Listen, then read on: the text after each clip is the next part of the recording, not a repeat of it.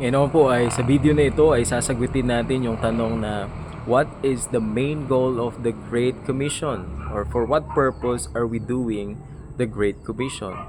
Well, number one, ultimately we are doing the Great Commission for the glory of God. Ang gusto natin ay sa pamamagitan ng pag-abante at pagsulong ng dakilang atas or yung Great Commission ng Panginoong Hesus ay maipakilala siya sa buong mundo.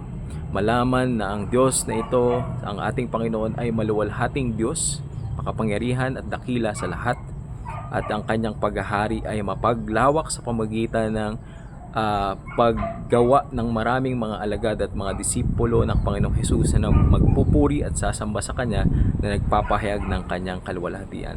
So yun po yung main goal ng Great Commission, to advance the kingdom of God and for His glory to be made known to all the world.